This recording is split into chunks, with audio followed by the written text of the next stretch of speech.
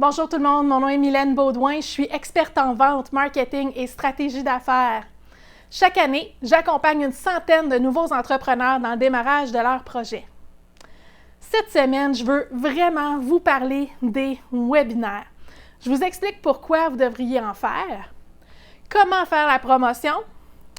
Je vous explique également comment optimiser votre horaire et finalement, je vais vous expliquer comment augmenter l'engagement des participants dans votre présentation.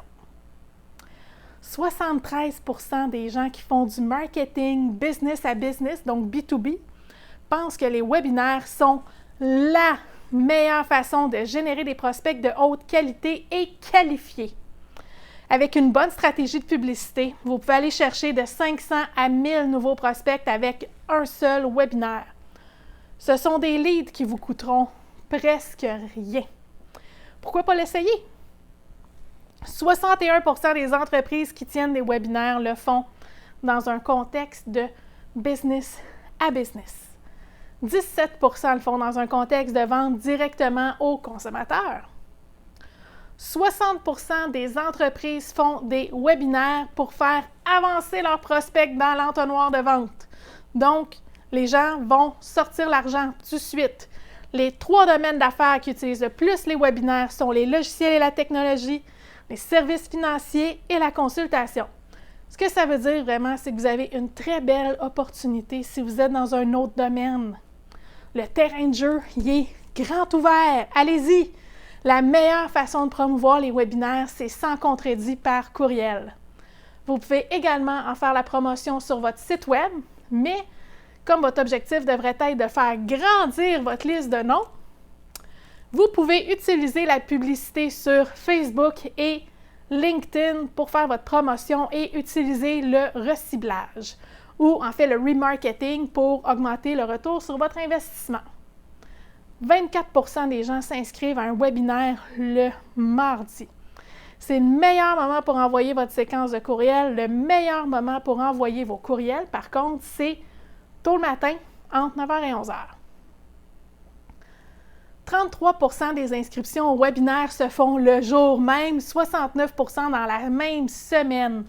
Donc, paniquez pas si vos inscriptions n'augmentent pas comme vous voulez tout de suite.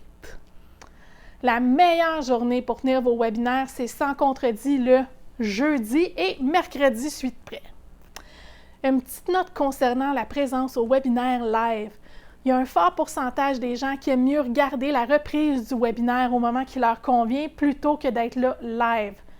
Si vous avez peur que le petit nombre de visiteurs vous nuise, vous pouvez changer votre configuration afin de ne pas afficher le nombre de participants pendant le live.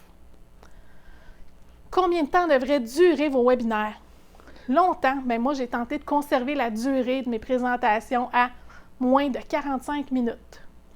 Par contre, les recherches démontrent que les webinaires de 60 minutes ou plus attirent 2 fois plus de gens. Les webinaires de 90 minutes attirent 4,6 fois plus d'inscriptions en comparaison aux webinaires de 30 minutes. Afin d'augmenter l'engagement de votre audience, vous pouvez utiliser le clavardage, les sondages et les périodes de questions. Vous pouvez également allumer votre caméra et avoir une personne qui est dédiée à la gestion du clavardage. Je vous encourage également à partager votre présentation ou un document de soutien. Amusez-vous avec votre audience, c'est super important, vous allez avoir beaucoup plus de succès. Comme on aime toujours se comparer, sachez qu'il y a seulement 1% des webinaires qui comptent plus de 500 participants ou plus. Au total, juste 16% ont plus que 100 participants. La grande majorité des webinaires ont moins de 50 participants. Un taux de participation moyen est de 36% environ, donc paniquez pas. Les participants aiment souvent mieux regarder un enregistrement au moment qui leur convient.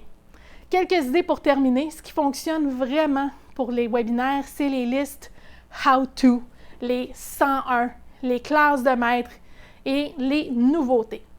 Tous ces chiffres-là ont été compilés par GoToWebinar en 2017. Ils ont produit plus de 350 000 webinaires par plus de 16 000 membres chaque année. J'espère que les informations que je vous ai partagées vont vous permettre de mieux comprendre comment les webinaires peuvent vous permettre de faire grandir votre entreprise.